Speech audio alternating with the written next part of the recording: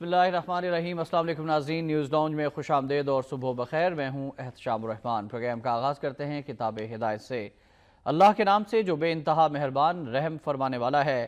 اللہ تعالیٰ نے فرمایا کہ اے نوح، یقیناً وہ تیرے گھرانے سے نہیں ہے، اس کے کام بالکل ہی ناشائستہ ہیں۔ تجھے ہرگز وہ چیز نہیں مانگنی چاہیے جس کا تجھے علم نہ ہو۔ میں تجھے نصیحت کرتا ہوں کہ تو جاہلوں میں سے اپنا شمار کرانے سے باز رہ۔ نوح نے کہا کہ میرے پالنہار، میں تیری ہی پناہ چاہتا ہوں اس بات سے کہ تجھ سے وہ مانگوں جس کا مجھے علم ہی نہ ہو۔ اگر تو مجھے نہ بخشے گا اور تو مجھ پر رحم نہ فرمائے گا تو میں خسارہ پانے والوں میں ہو جاؤں گا۔ سورہ ہود کی آیات 46 اور 47 کا ترجمہ آپ کے سامنے پیش کیا گیا۔ اللہ تعالیٰ مجھے بھی، آپ کو بھی، ہم سب کو قرآن پاک سمجھ کر پڑھنے، اس پر عمل کرنے کی بھی توفیق عطا فرمائے۔ آج ہفتہ ہے 12 رجب المرجب 1436 ہجری، 2 مئی سن 2015 ہے۔ آج کے معزز مہمان جناب ابصار عبدالعلی صاحب تشریف فرمائے۔ سر السلام علیکم، خوش آمدید کہتے ہیں آپ کو، اور بڑھتے ہیں آج کے نوائے وقت ٹوڈے کی جانب۔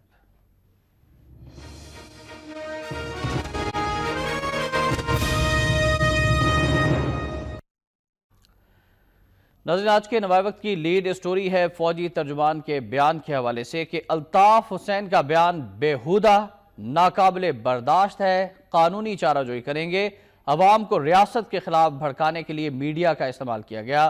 مجرموں کا تعلق کسی بھی سیاسی جماعت سے ہو، ان کی گرفتاری پر رد عمل میں فوج اور اس کی قیادت کے خلاف بیانات کو برداشت نہیں کیا جائے گا۔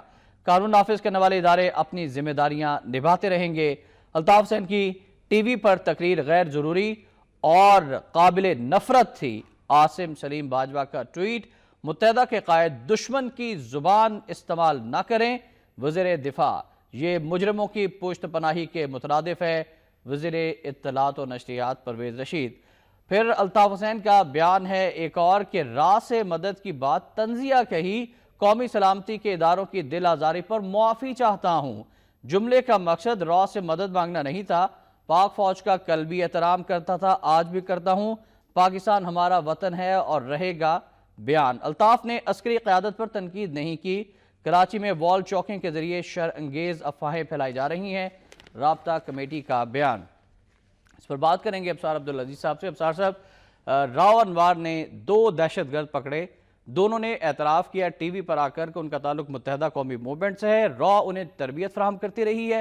اس پریس کانفرنس کے بعد ایسا پروپیگنڈا شروع کیا گیا کہ جیسے راؤ انوار جو ہے وہ دشمن ہے، وہ دہشت گرد ہے، اور جو دہشت گرد پکڑے ہیں جن سے تعلق اس نے بتایا ہے وہ بہت مظلوم ہیں۔ اس کے بعد پھر جس طرح سے قومی اداروں کی تضحیق کی گئی، پاک فوج کی تضحیق کی گئی، اور یہ کہا گیا کہ 1 گھنٹے کی تربیت حاصل کریں، فوجی تربیت حاصل کریں، دریا سندھ کا پانی جو ہے وہ خون سے بھر جائے گا، اور ہم راہ سے مدد مانگتے ہیں، اور پھر اس کے بعد معافی مانگ لینا، یہ عمل کب تک جاری رہے گا؟ دیکھیے، جو انہوں نے راہ سے مدد مانگی اور کہا میں نے تو مذاق کیا تھا، لیکن اس مذاق کو وہ سیریس لیتے ہیں راہ والے، اور وہ ان کی مدد کرتے ہیں، باقاعدہ کرتے ہیں۔ صحیح، ایسی بات نہیں ہے۔ اور کل بھی میں نے عرض کیا تھا کہ جو جتنے بھی بیان دیتے ہیں، گالی دیتے ہیں، کسی کو غدار کہتے ہیں، کسی کے لیے بہت برے برے لفظ استعمال کرتے ہیں، لیکن یہ سب پھر معافی مانگ لیتے ہیں۔ تو کل بھی میں نے عرض کیا تھا کہ معافی آنے ہی والی ہے، اور وہ آ گئی۔ صحیح۔ تو یہ ایک نان سیریس یہ پہلی مرتبہ آپ صاحب نہیں ہوا، اس سے پہلے درجنوں نہیں، سینکڑوں مرتبہ ایسا ہوتا ہے۔ رات کے اندھیرے میں خطاب شروع ہوتا ہے، پھر گالم گلوچ کا سلسلہ شروع ہو جاتا ہے، اور کسی کو بخشا نہیں جاتا، چاہے ٹیلی ویژن چینلز کے اینکرز ہوں، مالکان ہوں، رپورٹرز ہوں، کوئی بھی ہو، اور اب تو پاک فوج چیف آف آرمی اسٹاف تک کو نشانہ بنا لی ہے۔ اچھا، اب یہی فوج ہے جسے ہر لمحے وہ بلاتے ہیں کہ آ جاؤ اور ٹیک اوور کر لو، اور اسی فوج کے بارے میں اس قسم کے نفرت انگیز بیان انہوں نے دیے۔ یہ ان کی روایت ہے۔ اب اس بار میرا خیال ہے کہ انہیں معاف کرنا بھی نہیں چاہیے، ورنہ وہ یہ سلسلہ جاری رکھیں گے۔ قانونی چارہ جو ہونی چاہیے، بالکل ہونی چاہیے۔ اچھا، صرف یہ ہے کہ ان کے اس ایٹیچیوڈ سے ایک پولیٹیکل پارٹی بدنام ہوتی ہے، اور اس کو اب بار بار -1 کا جو فارمولہ ہوتا ہے اس کے بارے میں خود میرا خیال ہے کہ ایم کیو ایم والے بھی کنونس ہوتے جا رہے ہیں کہ اب ایم کیو ایم کو فائدے سے زیادہ نقصان پہنچا رہے ہیں الطاف بھائی، اور یہ نقصان جڑوں میں بیٹھ جائے گا ایم کیو ایم کے، اور آنے والے الیکشنز کہاں تک جیتیں گے، وہ کس بنیاد پہ جیتیں گے۔ پاپولیرٹی گراف تو بہت گرنا شروع ہو گیا ہے۔ NA 246 کا نتیجہ آپ کے سامنے ہے، کہاں آپ 1.5 لاکھ ووٹ لیتے تھے، کہاں آپ کو 90,000 کے قریب کچھ ووٹ ملے۔ دوسری بات یہ ہے کہ مہاجر لفظ کی جو ڈیفینیشن ہے وہ غلط استعمال کرتے ہیں۔ مہاجر کا مطلب یہ کہ ہر وہ شخص جو پاکستان بننے کے نتیجے میں اپنے گھر چھوڑ کر ہندوستان سے یہاں آئے، ان کی زبان کوئی بھی ہو، میں بھی مہاجر ہوں اور آپ بھی مہاجر ہیں، کوئی بھی زبان بولتا ہو وہ مہاجر ہے۔ انہوں نے مہاجر کو صرف اردو اسپیکنگ تک محدود کر دیا، تو یہ اردو اسپیکنگ کا لفظ ان معنوں میں استعمال کرنا ہماری قومی زبان کی توہین ہے۔ یہ توہین شاید لوگ محسوس نہیں کر رہے، لیکن اس پر بھی ایکشن لیا جانا چاہیے کہ آپ اردو اسپیکنگ کسے کہتے ہیں۔ صرف وہ مہاجر تو صرف اردو اسپیکنگ نہیں ہے، جو مشرقی پنجاب سے آئے ہیں سارے وہ پنجابی بولنے والے وہ بھی جو ہیں وہ مہاجر ہیں، اور جو سندھی بولنے والے آئے ہیں، اور کتنی زبانیں ہیں جو ہندوستان میں جب بولنے والے آئے۔ تو اب لیکن آپ سمجھتے ہیں اس کو تعصب بنا کر پیش کیا گیا، اور ایسا تاثر دیا گیا کہ بس مہاجروں کے ساتھ ظلم ہو رہا ہے۔ الطاف حسین نے جب MKM نہیں بنائی تھی، اس سے پہلے بھی اردو سپیکنگ لوگ وہاں پر موجود تھے، اور بہت بڑی تعداد میں موجود تھے، پرسکون تھے، آرام سے رہ رہے تھے، لیکن جیسے ہی یہ فتنہ شروع ہوا، اس کے بعد سے معاملہ جو ہے وہ خراب ہونا شروع ہو گئے، تعصب کی سیاست شروع ہو گئی۔ اصل میں وہ ایک جذباتی بلیک میلنگ کر کے لوگوں کو یہ بتاتے ہیں کہ تمہاری تنظیم اگر محدود ہوگی تو تمہارے حقوق جو ہوں گے لامحدود ہو جائیں گے۔ وہ اپنے اس تعصب سے لامحدود حقوق حاصل کرنا چاہتے ہیں۔ اب سوال یہ پیدا ہوتا ہے کہ اب حکومت کو بہت سیریسلی لینا پڑے گا الطاف بھائی کے اس رویے کو۔ اچھا، شہباز شریف صاحب کا بیان اگر آپ کی اجازت تو میں شامل کر لیتا ہوں، کہ وہ کہتے ہیں کہ الطاف کا بیان قومی مقاصد سے غداری کے مترادف ہے، را سے مدد کی درخواست کر کے کروڑوں پاکستانیوں کے جذبات مجروح کیے گئے، عمران نے دانش اسکولوں کو اسکینڈل قرار دے کر محنت کشوں غریبوں کی توہین کی ہے۔ الطاف حسین کا بیان اگر غداری سے کے مترادف ہے تو پھر آپ سمجھتے ہیں کہ وقت آ گیا ہے کہ غداری کا مقدمہ قائم کر دیا جائے؟ ہاں بالکل، ایک فرد پہ، کسی پولیٹیکل پارٹی پہ نہیں، بلکہ وہ پولیٹیکل پارٹی یرغمال ہے الطاف بھائی کے ہاتھوں، تو ایک پولیٹیکل پارٹی کو چھوڑ کر ان کے اوپر مقدمہ دائر کرنا چاہیے، اور اس پارٹی میں جو لوگ ان کے پیروکار ہیں اور ان کو سیکنڈ کرتے ہیں، ان کی بات کو کہتے ہیں کہ صحیح ہے، ان کے خلاف بھی ہونا چاہیے۔ ہم نے یہ بھی دیکھا ہے ابصار صاحب، آپ نے بھی غور کیا ہوگا کہ چینی صدر کا دورہ پاکستان بہت کامیاب رہا، اور اربوں ڈالرز کے جو معاہدے تھے، قیامت معاہدے 46 ارب ڈالر سے زیادہ کی انویسٹمنٹ آ رہی ہے۔ اس کے بعد 246 کا الیکشن ہوتا ہے، اور پھر کراچی میں ایک بار پھر ٹارگٹ کلنگ کا سوئچ آن کر دیا جاتا ہے بہت تیزی کے ساتھ۔ پروفیشنلز کی ٹارگٹ کلنگ، جامعہ کراچی کے پروفیسر کا قتل، اس کے بعد پولیس افسران کی ٹارگٹ کلنگ شروع کر دی جاتی ہے۔ تو یہ تمام تر صورتحال، پھر الطاف حسین کا ٹون تبدیل ہو جانا، رابطہ کمیٹی کی ٹون بدل جانا، ان کی پریس کانفرنس میں ٹون تبدیل ہو جانا، دھمکی آمیز لہجہ، یہ کس طرح اشارہ کرتا ہے؟ دیکھیے، ایک بات ہر شخص محسوس کر رہا ہے کہ پڑھے لکھے جنہیں آپ عالم کی کیٹیگری میں شامل کرتے ہیں، جو کسی بھی مملکت کا دماغ ہوتے ہیں، ان کو قتل کیا جا رہا ہے۔ اور میں تھوڑا سا آپ کو ایک حوالہ دوں کہ جب مسلم اسپین میں کہ آخری دور تھا اور زوال شروع ہو چکا تھا، تو علم دشمنی جو جب شروع ہوتی ہے تو کسی بھی قوم کا زوال شروع ہو جاتا ہے۔ ابن رشد ایک بہت بڑا فلسفی، جس کی فکر کی بنیاد کے ڈانڈے جا کر ملتے ہیں انقلاب فرانس سے، اتنا بڑا وہ شخص، اس کو بھی انہوں نے اسی طریقے سے کہا کہ یہ فلسفی ہے، اور فلسفہ جو ہے اسلام کے منافی ہے، لہٰذا لوگوں نے مشورہ دیا بادشاہ کو، اور بادشاہ نے خود بھی کہا کہ اسے قتل کر دو۔ صحیح۔ پھر کسی ایک شخص نے انہیں مشورہ دیا جو خود بھی عالم تھا کہ آپ تاریخ میں اپنا نام ایک شخص کے قاتل کے طور پہ نہیں لکھوائیں گے، بلکہ علم کے قتل کے طور پر لکھوائیں گے۔ ٹھیک۔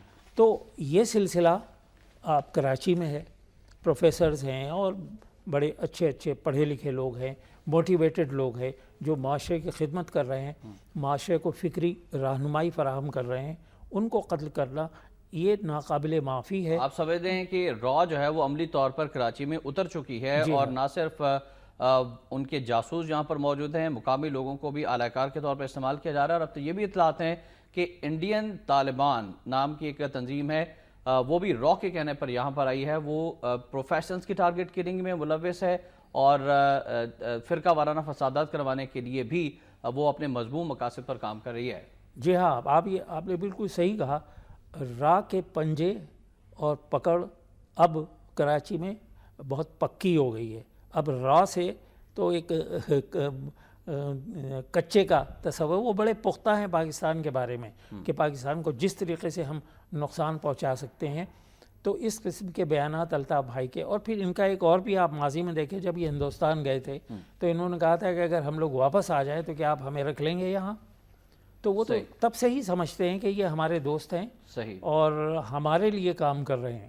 ٹھیک، تو اس کو بہت ہی سیریسلی لینا چاہیے۔ افسر صاحب، ایک تازہ ترین خبر ہے، میں اپنے ناظرین تک پہنچانا چاہوں گا کہ امام کعبہ شیخ خالد الغامدی پاکستان کا دورہ مکمل کرنے کے بعد واپس سعودی عرب روانہ ہو گئے ہیں، اور قائم مقام اسپیکر جاوید مرتضی عباسی نے بے نظیر انٹرنیشنل ایئرپورٹ پر انہیں رخصت کیا ہے۔ ایک بار پھر ہم اپنے ناظرین کو، دیکھنے والوں کو آگاہ کر رہے ہیں کہ امام کعبہ شیخ خالد الغامدی، جنہوں نے بہت کامیاب دورہ پاکستان کیا، وہ تشریف لائے لاہور میں نماز کی امامت سے ان کا یہ دورہ شروع ہوا تھا۔ تقریباً ایک ہفتے پر مشتمل یہ دورہ تھا جو اب اپنے اختتام کو پہنچا ہے۔ ان کے دورے کے حوالے سے بھی بات کریں گے۔ افسر صاحب، کالر ہیں ہمارے ساتھ، ہم ان کو بھی شامل کرنا چاہتے ہیں۔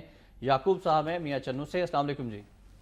وعلیکم السلام سر۔ بات تو یہ ہے کہ یہ الطاف بھائی یا ان کے جو حواری ہیں ساتھی، یہ لوگ سن 56 میں آئے جب پاکستان اسٹیبلش ہو گیا تھا۔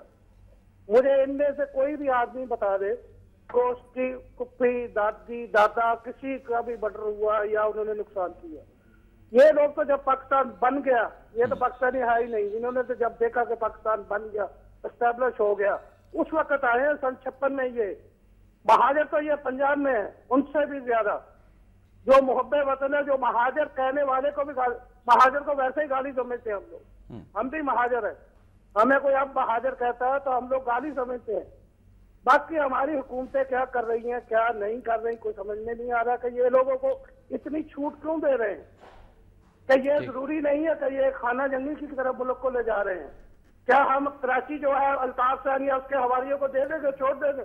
کبھی بھی نہیں۔ ہم فوج سے بھی آگے ہوں گے ان لوگوں سے لڑنے۔ انہوں نے جو بیانات دیے ہیں فوج کے خلاف دیے ہیں، ان کا ایکشن ہونا چاہیے۔ یہ نہیں آج میں گالی دوں تو صبح میں معافی مانگ لوں، یہ کیسی منطق ہے اور کیا منطق چلا رہے ہیں؟ ہماری حکومت کو ایکشن لینا چاہیے۔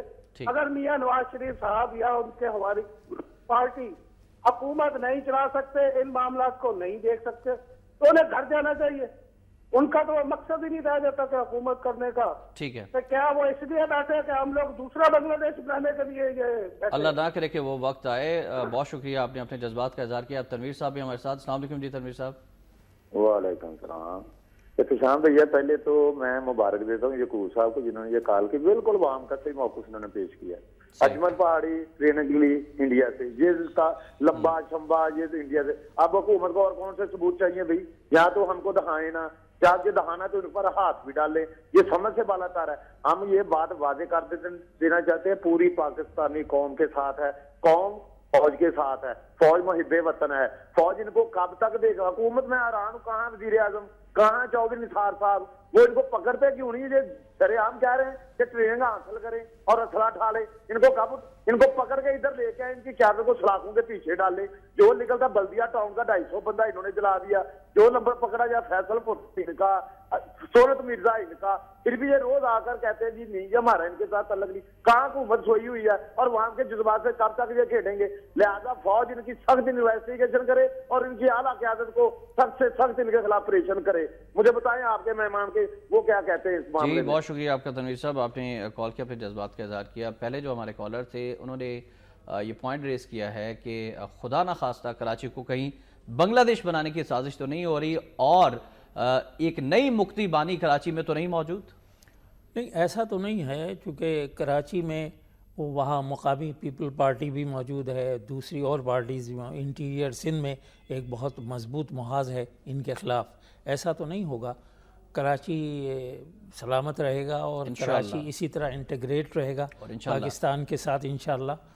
تو یہ وقتی طور پر کچھ لوگوں کا اپنے اقتدار کو قائم رکھنے کے لیے ایسا ہے، اور آپ دیکھیے کہ الطاف بھائی کی جو پالیسی ہے ایم کیو ایم کے لیے وہ بھی بہت ہی ख़तरनाक है। हर पार्टी के साथ रहते हैं, जागीरदारों को बुरा कहते हैं, लेकिन उन्हीं के पहलू में बैठ जाते हैं, और जो जिनके पैसे बाहर हैं, जो लूट रहे हैं, करप्ट हैं, उनके साथ बैठकर वो हुकूमत में शामिल हो जाते हैं, और फिर जब देखते हैं कि थोड़ा सा मौका है तो अलग भी हो जाते हैं।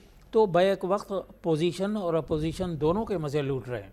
ठीक है। अफसर साहब, पैमरा की कुछ हिदायत भी हैं, उस पर भी हम तफसीली बात करेंगे, मीडिया के किरदार पर भी बात करेंगे, लेकिन एक ब्रेक के बाद हमारे साथ रहिएगा।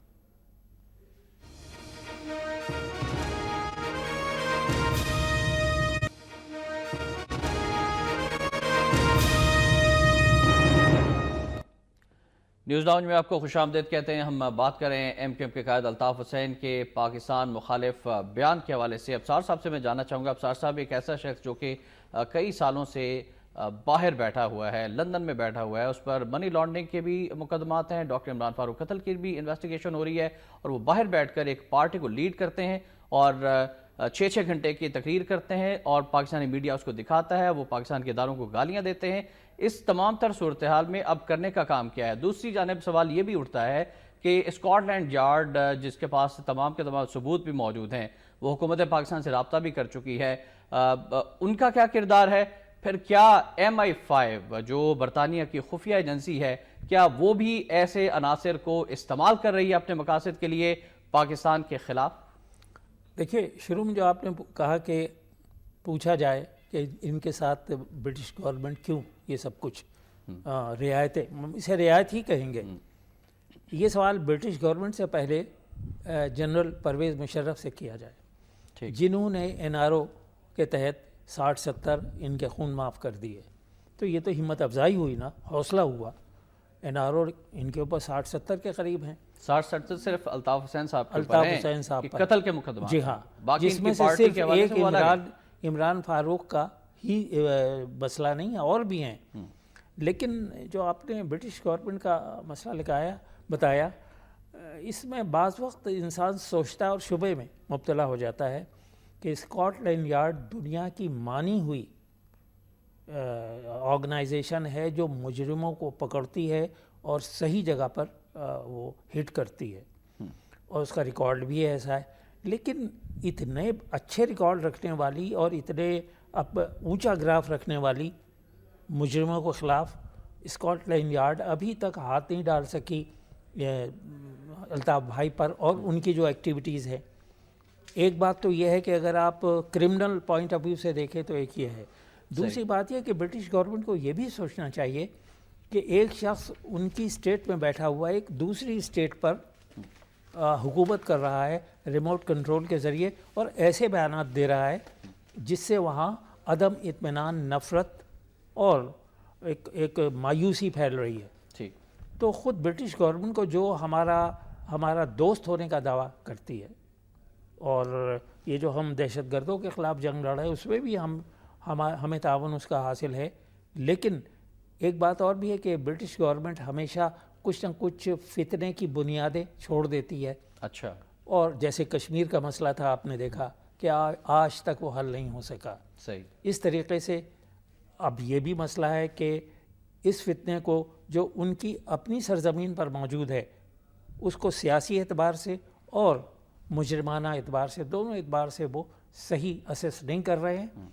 और सही असेस तो कर रहे हैं लेकिन उसके ख़िलाफ़ वो एक्शन नहीं ले रहे हैं, कुछ ढील है उनकी तरफ से। पीछे उनके अपने भी कुछ मकासद हैं। हाँ, ज़ाहिर है अगर अपने मकासद ना होते तो वो अब तक ये एक्शन ले चुके होते। ठीक है, एक्शन ले चुके थे। मीडिया के हवाले से बात करना चाहेंगे। खबर है कि मुल्क के ख़िलाफ़ कोई शर्मंगेज़ तकरीर और इंटरव्यू नशर नहीं होगा। अदलिया, अफवाज और कानून नाफिज करने वाले इदारों के ख़िलाफ़ नशरियात ममनू है। पैमरा की जानिब से टेलीविज़न चैनल्स को नया हिदायतनामा जारी कर दिया गया है। देर आए दुरुस्त आए।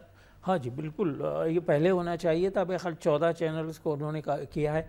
इसमें एक बात होनी चाहिए, अब ये बिल्कुल ही गैर वाज़ेह है कि नफ़रत अंगेज़, आप किसको नफ़रत अंगेज़ कहेंगे? जिस तरह आप पार्क्स में जाए लिखा होता है यहाँ क्रिकेट और फुटबॉल वगैरह खेलना मना है। अब ये वगैरह की तो कोई इसमें क्लियर लिखें सही कि वो लाइव टेलीकास्ट नहीं करेंगे उनकी स्पीच, चूँकि रिस्की है। और अल्ताफ़ हुसैन साहब जो कुछ बातें करते हैं وہ دوسروں کو تو بری لگتی ہے، پتہ نہیں وہ کس حالت میں ہوتے ہیں، نشے میں ہوتے ہیں وہ، جس کا انہوں نے انکار کیا ہے، لیکن انکار کرنا ہی اقرار کی ایک صورت ہے صحیح کہ وہ نشے میں ہوتے ہیں۔ ایک نشہ تو یہ ہے، دوسرا نشہ اس لیڈرشپ کی کامیابی کا نشہ ہے جو اتنی دور بیٹھ کر انہیں حاصل ہو رہی ہے۔ کروڑوں لوگ انہیں پیر سمجھتے ہیں، پتہ نہیں کیا سمجھتے ہیں۔ تو اور شاہانہ لائف اسٹائل ہے لندن جی میں۔ ہاں جی ہاں، وہاں وہ خیر پیروں کا اسٹائل تو ہمارے یہاں بھی شاہانہ ہے، تو پیر آپ جاگیردار کے خلاف تو بول لیتا ہے مزدور، لیکن پیر کے خلاف نہیں بولتا، چونکہ اسے وہ مذہب سے وابستگی کرتے ہیں اور اسے گستاخی نہیں کرتے، تو پیر تو بڑے خطرناک ہوتے ہیں۔ یہ بھی کہا جا رہا ہے، سوشل میڈیا پر بہت بحث ہو رہی ہے کہ اگر جس طرح کے الفاظ الطاف حسین صاحب نے استعمال کیے ہیں، کوئی پاکستان کا مذہبی رہنما یا کوئی ایسی کالعدم تنظیم کر دیتی تو اس کے خلاف بہت جلد کارروائی کا آغاز کر دیا جاتا، لیکن الطاف حسین صاحب کو کیا چھوڑ دیا جائے، معاف کی قبول کر لی جائے، یا پھر ان کے خلاف بھی اسی طرح ان کو ٹریٹ کیا جائے جس طرح سے دوسروں کو ٹریٹ کیا جاتا ہے؟ نہیں، معافی کو قطعاً قبول نہیں کرنا چاہیے۔ اس بار انہوں نے ایک وتیرہ اختیار کیا ہوا ہے، ایک رویہ انہوں نے بنا لیا اپنا کہ گالیاں دو، برا بھلا کہو اور ایسے بیانات دو جو واقعی غداری کے زمرے میں آتے ہیں، اور پھر معافی مانگ لو۔ تو میں نہیں سمجھتا اس بار ان کو معاف کرنا چاہیے، لیکن کیا ایکشن ہم لیں گے ان کے خلاف؟ وہ تو سٹیزن ہیں وہاں کے۔ صحیح۔ تو گورنمنٹ کو چاہیے کہ اسٹیٹ ٹو اسٹیٹ ان کے بارے میں بات کرے، اور یہاں جو ان کا آرگنائزڈ ایک وہ پارٹی ہے، ان کے لوگوں کو یہ سمجھائے کہ دیکھیے آپ اپنی پارٹی کو اگر ایک پولیٹیکل پارٹی کے طور پہ چلانا چاہتے ہیں تو اس قسم کے بیانات سے اس کو نقصان پہنچ رہا ہے۔ راون وار جیسے پولیس آفیسرز کے بارے میں کیا کہنا چاہیں گے؟ انہوں نے نہ صرف مجرم پکڑے بلکہ ان کو میڈیا کے سامنے پیش بھی کیا، اور ایک بہت بڑا جو پلان تھا ان کو بھی آشکار اس کو کیا، لیکن ہم نے یہ دیکھا کہ میڈیا کا ایک خاص سیگمنٹ تھا، ایک خاص لوگ تھے، خاص طبقہ تھا جنہوں نے کرٹیسائز کرنا شروع کر دیا، اور بحث اس بات پہ رہی کہ راون وار نے یہ 2 دہشت گرد اس تاریخ کو پکڑے، اتنے بجے پکڑے، کل پکڑے، پرسوں پکڑے، اور راون وار جو ہے اس نے بہت بڑا جرم کر لیا ہے کہ اس نے پاکستان کے غداروں کو پکڑ لیا ہے، اور یہ پاکستان کا سب سے بڑا دشمن ہے۔ نہیں احتشام صاحب، وہ ایک ضابطے کا مسئلہ تھا کہ جو انہوں نے بیانات دیے اس میں انہوں نے ایک کیٹیگوریکل ایک فیصلہ بھی دیا جو نہیں دینا چاہیے تھا کہ اسے بین کر دو۔ صحیح۔ اس پر کرٹیسائز کیا گیا ہے، اور اس کو کسی وہاں کی حکومت نے اون نہیں کیا، یہ وہاں کے وزیر داخلہ کو موجود ہونا چاہیے تھا اس وقت، وہ بیان دیتے صرف اس حد تک۔ لیکن اور یہ بات بھی درست ہے کہ اس میں سے ایک مجرم مارچ میں پکڑا گیا اور دوسرا اس میں، تو انہوں نے غلط اسٹیٹمنٹ کیوں دیا؟ اس سے ان کی کریڈیبلٹی ختم ہوئی ایس ایس پی صاحب کی۔ یہ 2 باتیں تو ہیں، ٹھیک ہے، لیکن سوال یہ پیدا ہوتا ہے کہ اس کو پکڑا گیا، یہ صحیح ہے، کورٹ میں اسے لے جائیں اور وہاں ثابت کریں اور اس کو سزا دیں۔ وہ تو کہہ رہے تھے کہ میرے چالان لے لیا ہے، ہاں پریس کانفرنس میں انہوں نے کہا کہ میں نے عدالت کے سامنے پیش کر کے اس کا چالان بھی حاصل کر لیا، اور وہ ریئل ہے، وہ اس کے اندر فیکٹس ہیں، جو کہا انہوں نے وہ صحیح کہا، کس طرح کہا، کن موقع، وہ ایک قانونی ضابطے کے تحت اس پر بات کرنا چاہیے۔ اور جب ہم اپنے کو ایک جمہوری ملک کہتے ہیں تو ان چیزوں کو اگنور نہیں کرنا چاہیے جذباتی ہو کر۔ ٹھیک ہے، تو پولیس کو جو ٹارگٹ کیا گیا ہے، کل ہم نے دیکھا کہ عبدالفتح صاحب کو جو کہ ایس ایس پی راون وار کے ساتھ اس میں موجود تھے، وہ ان کے ساتھ ڈرائیور سمیت ان کو قتل کر دیا گیا، شہید کر دیا گیا، اس پر آپ کیا کہتے ہیں؟ اور ایک تنظیم نے ذمہ داری بھی قبول کی ہے، طالبان نے بتایا گیا کہ اس کی ذمہ داری قبول کی گئی ہے، یہ بی بی سی نے اسٹیٹمنٹ دیا طالبان کے یہ طالبان کا مسئلہ تو تھا بھی نہیں، طالبان کیوں اس کو ماریں گے؟ وہ یہ تو کوئی بھی کہہ دے کہ بھائی طالبان نے مارا ہے اور پھر کیس ختم ہو جاتا ہے، چونکہ دشمن انویزیبل ہے۔ مسئلہ یہ ہے کہ خود جو ایس ایس پی صاحب تھے راو انور، ان کی جان کو بھی یقیناً خطرہ ہے۔ صحیح۔ وہ شخص جو بیٹھا ہوا تھا وہ اتنا مجرم نہیں ہے ان کے حساب سے، جو ان کے دشمن ہیں جو اسے مارنا چاہتے ہیں۔ یہ کام کہیں اور سے ہوا ہے، اور وہ لوگ جو اس جرم سے انکار کرتے ہیں، ایم کیو ایم نے کہا ہے کہ یہ دونوں آدمی ہمارے ہیں۔ صحیح۔ تو پھر اس کا جواب بھی دیں، اور اس کا جواب دینے کے لیے کورٹ بہت ہی اسپیڈی ٹرائل کرے اس کا، اور پریس کو چاہیے، میڈیا کو چاہیے کہ اسے فالو کرے डे टू डे हमें भी बाखबर रखें। तो आप समझते हैं कि इस तरह की जो मुकदमात हैं अब वो फौजी अदालतों में आ जाने चाहिए? बहुत बहस हो रही है, लेकिन हमने ये देखा है इंतहाई इज्जत के साथ, अदलिया के इंतहाई एहतराम के साथ, कि फौजी अदालतों के ऊपर एतराज़ात अभी भी किए जा रहे हैं वकला की तरफ से भी और मुख्तलिफ सेगमेंट्स की तरफ से, लेकिन आइनी तरामीम भी इसमें आ चुकी हैं। तो आपका नुक्ता नज़र क्या है इस पर? देखिए, ये हर एक को अपना हरीफ समझ लेना, या तो आपने काम किए होते, यानी हम जुडिशरी को क्रिटिसाइज नहीं कर रहे, लेकिन फैसलों में थोड़ी सी बुज़दिली का भी सबूत हुआ कि अगर इस दहशतगर्द के खिलाफ हमने फैसला दे दिया तो हमारी जान को ख़तरा है। ये भी आया, प्राइम मिनिस्टर ने भी इसको रेफर मिलती रही हैं जज हाँ, साहिबान को भी, कराची बिलखुसूस कराची में जो मुकदमा। दूसरी बात यह है कि कानून शहादत का जो एक मसला है उसकी वजह से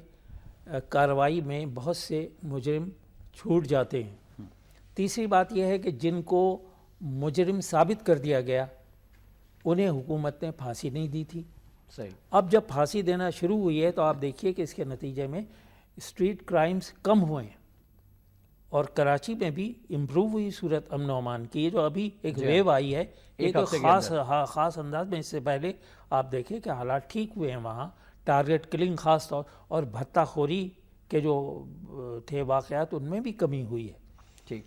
अच्छा, एक और अहम खबर की तरफ बढ़ते हैं इस इशू के अलावा। एक तो हमने खबर दी कि इमाम काबा शेख खालिद अल गामदी ने पाकिस्तान का बहुत कामयाब दौरा किया। फिर कल ही एक अहम फैसला हुआ कि इस्लामाबाद में निज़ाम सलात का आगाज़ बैक वक्त अजान और नमाज हुआ करेगी। ये कितना खुश आइंद है पाकिस्तान में? और आप समझते हैं कि इस्लामाबाद रावलपिंडी के अलावा पूरे मुल्क में वक्त आ गया है कि एक ही वक्त में नमाजें हों, एक ही वक्त में अजानें हों और एक यकसा सिस्टम हो। एहतशाम साहब, इसका जो नाम है निज़ाम सलात थोड़ा सा मिसगाइडिंग है। अच्छा। जनरल ज़ियाउल हक के ज़माने में नमाज सरकारी सतह पर नाफिज की गई थी। अच्छा। और हर सरकारी दफ्तर में नमाज पढ़ना ज़रूरी था और सफ़े बिछाती थी, और बल्कि उसका हेड जो होता था उससे कहा जाता था आप इमामत करें। तो वो जो ज़ियाउल हक साहब का वो जो अमल था वो तलक़ीनी या आप उसे कहें कि एक तरीक़े से वो कहते हैं कि आप ऐसा करें, नसीहत दी जाती है, और ये बेसिक रुकन है इस्लाम का 5 में से कि सब नमाज पढ़ें। लेकिन ये उससे ज़्यादा बेहतर अमल है।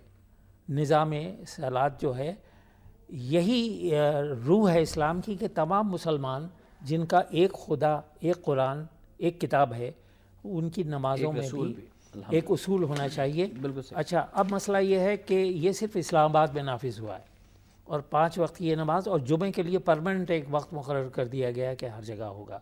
इस तरीक़े से मैं समझता हूँ कि मस्जिद की जो बुनियादी हैसियत है वो सिर्फ मस्जिद इबादत की जगह नहीं है बल्कि एक कम्युनिटी सेंटर है। बिल्कुल सही। तो एक वक्त में ज़्यादा लोग मसाजिद में जमा होंगे तो कम्युनिटी वेलफेयर का एक वो जो तसव्वुर है वो उजागर होगा, एक दूसरे के बारे में जानेंगे, एक दूसरे को समझेंगे। इमाम काबा ने भी ये फरमाया कि मस्जिद से अपना ताल्लुक, जी हाँ, और मस्जिद से ताल्लुक बहुत तामीरी होगा, सिर्फ इबादत नहीं बल्कि ज़िंदगी के तमाम अवामिल में मस्जिद जो है वो बड़ा तामीरी रोल अदा करती है। वो कम्युनिटी सेंटर है, उसे सिर्फ इबादतगाह का दर्जा देकर उसके मर्तबे को कम किया गया है, जो कि अब ये बहाल हुआ है।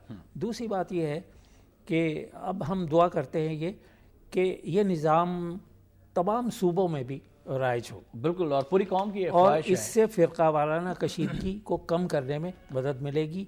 ये है वो यकजहती और यकजाई जिसकी ज़रूरत है इस वक्त मुसलमानों को। और इमाम काबा शेख खालिद अल गामदी ने जो मैसेज दिया अपने इस दौरे के दौरान, आप समझते हैं कि पूरी कौम को संजीदगी से उस पर गौर करना चाहिए, उस पर अमल भी करना चाहिए? हाँ, ये बात आपने बहुत सही कही। और मैं ये अर्ज़ करना चाहता था कि ये जो इमाम काबा आए बहुत ही संभले हुए, बहुत ही मोतदिल तबीयत के मालिक हैं और इनके अंदर एक रूहानियत का एक इनकी शख्सियत के अंदर एक महसूस होता है देखने वाले को। एक जुमला इनका, चूँकि वक्त इतना नहीं है, इन्होंने कहा कि सऊदी अरब और अरबों और ईरान को दोनों को मुसलमानों की फलाह के बारे में सोचना चाहिए।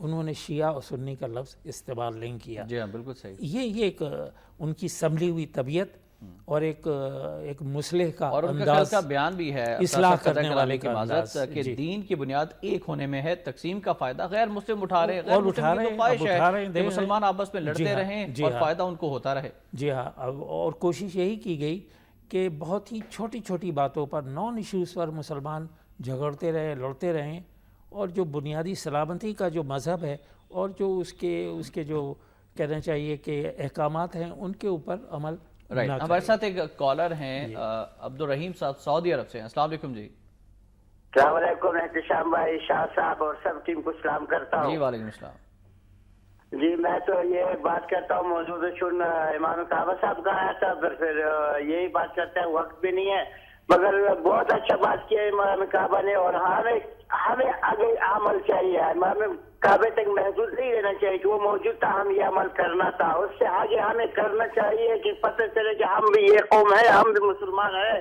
اور پاکستان دنیا میں ایک نمبر مسلمان ہے اور حساب ہوتا ہے، ہمیں یہ ضرور ہونا چاہیے۔ احتشام بھائی اللہ پاکستان کا حامی ناظر ہو، اور ان کے غلطی کرنا، اوپر سے گالی دینا اور پھر معاف کرنا، یہ ہو نہیں سکتا ہے۔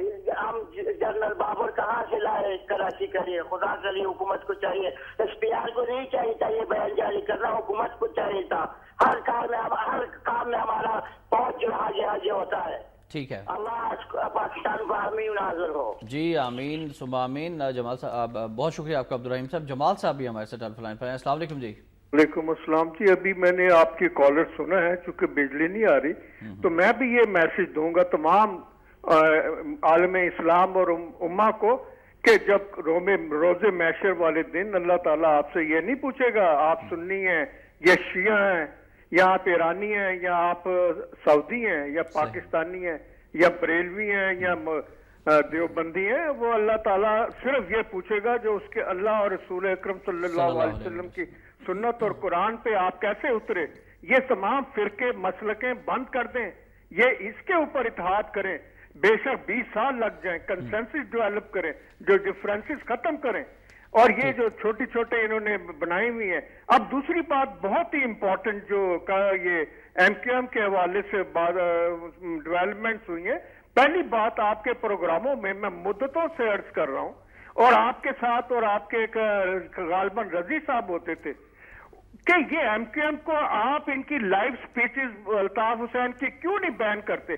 کسی حکومت نے نہیں کی۔ میں یہاں جی اب پیمرا نے آرڈرز جاری کر دیے ہیں جمال صاحب اس سلسلے میں۔ یہ آج کیا ہے نا، جب سب ڈیمیج ہو جاتا ہے، یہ اگر فوج ایکٹ نہ کرتی تو یہ تو کل آپ کے ڈیفنس منسٹر نے بیان بھی نہیں دینا تھا۔ کیا فوج کو سب کچھ کرنا ہوتا ہے؟ یہ کس لیے 50-60 سال سے سیاست کرنے، ایک ہی یہ 4-5 جماعتیں جو ہیں۔ میں پہلی بات ہے ان کو، دوسری بات ان کے بین کریں funds for all. Altaf Hussain ایک دن بھی نہ سپیچ کرے۔ میں نے کئی دفعہ کہا کہ مشرف نے 32 ارب روپے دیے ان لوگوں کو، جس کا آج تک پتہ نہیں ہے، لیکن اس نے ان کو الاؤ نہیں کیا تھا، حالانکہ اس کے یہ ساتھی تھے کہ وہاں سے یہ تقریریں کرتا۔ یہ زرداری اور نواز شریف صاحب نے ان کو فری فار آل دیا ہوا۔ اس پر ہم بات کرتے ہیں جمال صاحب، بہت شکریہ۔ ایک بریک پر مجھے جانا ہے، بریک سے واپس آتے ہیں تو ابصار صاحب تشریف فرمائیں، ہم سے بات کو آگے بڑھائیں گے، بس ساتھ رہیے۔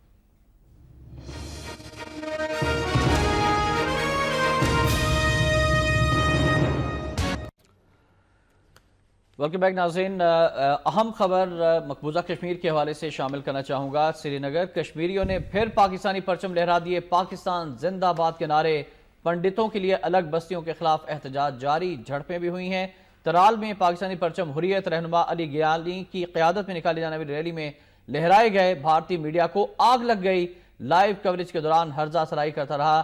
سوپور اجتماع سے پہلے شبیر شاہ درجنوں ساتھیوں سمیت گرفتار کر لیے گئے۔ قابض انتظامیہ نے مقبوضہ آبادی کو قید خانے میں تبدیل کر دیا۔ ترجمان ڈیموکریٹک فریڈم پارٹی سری نگر میں کئی مقامات پر مظاہرین اور فورسز میں ٹکراؤ بھی ہوا۔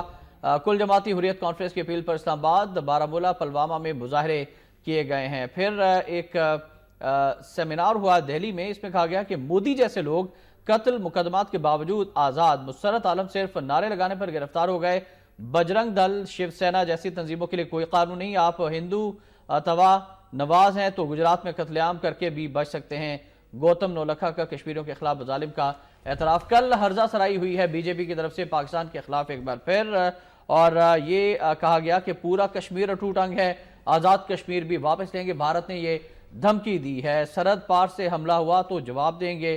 پھر اس کا جواب دیا ہے حافظ محمد سعید صاحب نے. ان کا یہ کہنا ہے کہ بھارت کی آزاد کشمیر بھی واپس لینے کی باتیں پاکستان کو کھلی دھمکیاں ہیں. نیپال زلزلہ متاثرین کے لیے جماعت الدعوہ کے تحت ڈاکٹرز کی ٹیمی ادویات کیمپ روانہ کی جائے گی. مقبوضہ کشمیر میں اب صاحب جو صورتحال ہے, پاکستان زندہ باد کے نعرے لگائے جا رہے ہیں, پاکستانی پرچم بلند کیے جا رہے ہیں. پھر بھارتی حکومت کے جو بھارتی وزیر اعظم کے ترجمان ہیں, کل انہوں نے پاکستان کو دھمکی دی ہے کہ ہم تو آزاد کشمیر بھی لے لیں گے تم سے. کیا کہتے ہیں اس پر آپ؟ وہ دیکھیے, دھمکیاں تو وہ پچھلے 65 سال سے دے رہے ہیں. اب یہ ہے کہ ان کو لینے کے دینے پڑ گئے ہیں. وہ کشمیر آزاد ہم سے کیا لیں گے, انہیں وہ مقبوضہ کشمیر دینا پڑے گا اس لیے. اور یہ جو آپ دیکھ رہے ہیں کہ وہاں اتنا اوپنلی پاکستان زندہ باد, پاکستان کا جھنڈا اور پاکستان سے ایفیلیشن کے نعرے یہ اب جو گونج رہے ہیں, یہ پاکستان کا وہ اسٹینڈ ہے جو اب لیا اقوام متحدہ میں. پرائم منسٹر نے جا کر یہ بات پھر سے اٹھائی ہے. صحیح. اور ایک بات میری سمجھ میں نہیں آتی کہ اس میں 2 فریق نہیں ہیں, 3 فریق ہیں. کشمیری عوام بھی ہیں. کشمیری عوام تو ہیں, لیکن اقوام متحدہ کو کیوں بھول جاتے ہیں؟ جو اوریجنل قرارداد ہے جو پنڈت نہرو نے خود پیش کی تھی, وہ یہ ہے کہ اقوام متحدہ کی نگرانی میں پلیبیسائٹ ہوگا, یعنی رائے شماری ہوگی کہ وہ اور صرف 2 سوال ہیں اس میں, پاکستان کے ساتھ رہنا چاہتے ہیں یا ہندوستان کے ساتھ. تو سوال یہ, اس اوریجنل جو ہماری قرارداد ہے اس سے ہم کیوں دستبردار ہو؟ اب تھوڑا کہ اس میں جان آئی ہے اس مقصد میں. موجودہ حکومت کی طرف سے جو جی ہاں ایک اسٹیپ اچھا لیا گیا ہے, وہ بہت اسٹرانگ ہے, بہت اسٹرانگ ہے, اور اس کی قوت کو برقرار رہنا چاہیے, آگے بڑھنا چاہیے. اور اس میں جو اپوزیشن کے لیڈر ہے بھول کر کہ انہیں پرائم منسٹر سے کیا اختلافات ہیں, اپنی آواز بھی زرداری صاحب نے لیاری کے جلسے میں بھی خطاب کیا, اس بھی کشمیر کا ذکر کیا اور پاکستان کا موقف انہوں نے واضح طور پر. جی ہاں, زرداری صاحب کا یہ مسئلہ, اور دوسرے انہوں نے جو ہمارے معاہدے ہوئے ہیں چائنا سے, اس کو بھی سپورٹ کیا. جی ہاں, تو ایک بہت اچھی ڈیولپمنٹ ہے کہ مل کر جو ہے وہ قومی مفادات جہاں پر ہوں, اجتماعی مفاد ہے, قوم کا اجتماعی مفاد ہے. جو کچھ بھی ہے اس میں اپوزیشن پوزیشن دونوں ایک, اور دونوں کو اپنی آواز شامل کرنی چاہیے. بالکل صحیح. کل ایک اور ہم خبر ڈسکس کر لیتے ہیں. مزدوروں کا عالمی دن تو جوش و جذبے سے منایا گیا, میڈیا میں رپورٹس بھی بنائی گئی, مزدوروں کے حوالے سے ریلیاں بھی نکالی گئی, لیکن سوال یہ ہے کہ جو موجودہ حکومت نے مزدور کی کم از کم تنخواہ مقرر کی ہوئی ہے وہ ان کو نہیں مل رہی. مختلف اداروں میں ہم دیکھتے ہیں, فیکٹریوں میں دیکھتے ہیں, اور مختلف جگہوں پر ان کو کہیں 4,000 مل رہے ہیں, کہیں 5,000 مل رہے ہیں. ان کا استحصال کیا جا رہا ہے, نہ ان کو میڈیکل ملتا ہے, نہ ان کو انشورنس کی فیسلٹی ہے, نہ ان کے بال بچوں کے لیے کوئی خیال رکھا جاتا ہے. پرائیویٹ جو اداروں میں کام کرنے والے مزدور ہیں, جو لوگ ہیں, جو ملازمین ہیں, ان کی حالت تو ابتر ہے. حکومت کو اس سلسلے میں آپ سمجھتے ہیں قانون سازی کرنی چاہیے, کوئی پابند کرنا چاہیے ایسے اداروں کو بھی جو میڈیکل نہیں دیتے, انشورنس نہیں دیتے, کہ وہ بھی اپنے ملازمین کو یہ حقوق دیں, چونکہ وہ کام کرتے ہیں آپ کے پاس. پھر نجکاری جو ہے وہ بہت بڑا ایشو ہے. یہ کہا جا رہا ہے موجودہ حکومت جو ہے نجکاری کی پالیسی کے ذریعے سے مزدوروں کا قتل عام کرنے کی ایک پلاننگ کر رہی ہے. مختلف لیڈروں نے یہ بیانات دیے. اچھا, 2 باتیں آپ نے کی ہے. مزدور کی, وہ مزدور جو ملازم ہیں اور ان کو وہ تنخواہ نہیں مل رہی جو منیمم ویجز حکومت نے مقرر کی ہے. جی, ان کی یہ تنخواہ دار کا سے زیادہ دہاڑی دار مزدور پر توجہ کرنی چاہیے, سب پر توجہ کرنی چاہیے. جی ہاں. اچھا, اس میں انفارمل سیکٹر کو ہم بھول جاتے ہیں. یہ فارمل سیکٹرز ہیں جہاں یہ مزدور کام کر رہے ہیں. ہوم بیسڈ ورکر جو گھر میں بیٹھ کر مرد اور عورتیں کام کرتی ہیں, ان کو مزدور ہی نہیں سمجھا جاتا. ان کے لیے کوئی ضابطہ نہیں ہے, کوئی ان کو تھرڈ مین آ کر ایکسپلائٹ کرتا ہے. مثلا میں دکاندار ہوں تو میں اس سے جا کے 1,000 تھیلے بنواؤں گا, شاپرز بیگ یا کاغذ کے لفافے یا کوئی ٹیلرنگ کا کام, تو میں اسے 2 پیسے دوں گا اور دکان پر آ کر اسے 2 روپے کا بیچوں گا. تھرڈ مین ایکسپلائٹیشن بھی موجود ہے. تو مزدور کا مسئلہ صرف ویجز کا مسئلہ نہیں ہے, بلکہ ان کی اوور ہال اوقات کار جو ہے, اور اس میں ان کی اوقات کیا ہے بیچاروں کی. کہتے ہیں نا تمہاری کیا اوقات ہے بھائی جو تم آواز اٹھا رہے ہو. تو سوال یہ ہے کہ ایک تو حکومت کو امپلیمنٹ کروانا چاہیے منیمم ویجز کا جو 12,000 شاید انہوں نے مقرر کی ہے. جی ہاں, لیکن 12,000 مل نہیں رہا. دوسری طرف نجکاری کے حوالے سے بہت تحفظات ہیں مزدوروں میں, مختلف سرکاری ادارے ہیں, اس حوالے سے گورنمنٹ کی پالیسی کو آپ کس طرح سے دیکھتے ہیں؟ جی ہاں, نجکاری کے مسئلے پر میری ذاتی رائے ہے کہ حکومتوں کا کام یہ ادارے اس قسم کے کام کرنا نہیں ہے. हुकूमत का काम फॉरेन पॉलिसी चलाना है, अमन व अमान को कायम रखना है, कवानीन को वज़ा करना है, ये तमाम चीज़ें हैं। लेकिन यहाँ तो हुकूमत पे आते सारी बिजली, नारा पानी लगा वगैरह, दिया जाता है कि ये हमें जो मैंडेट मिला है कि कमर्शियल हम जो इदारे है वो हैं, सरकारी इदारे बेचेंगे हाँ, और फिर खजाना भरेंगे और अपने हाँ, मनपसंद लोगों को बेच देंगे। और ये नहीं, सूरत-ए-हाल रहती ये है। पॉलिसी भुट्टो साहब के ज़माने में शुरू हुई और ये पॉलिसी मिसहैंडल हुई कि निजकारी करने की। निजकारी का मसला था ही नहीं। उन्होंने कहा कि हम मज़दूर को आवाज़ दे रहे हैं। मज़दूर को आवाज़ क्या दी उन्होंने? मज़दूर को एक गलत रास्ता दिखाया और काम चोरी का कल्चर हुआ, यानी उसको अपने हुकूक़ के लिए बहुत कॉन्शियस कर दिया और फ़राइज़ के लिए कुछ नहीं बताया उसे।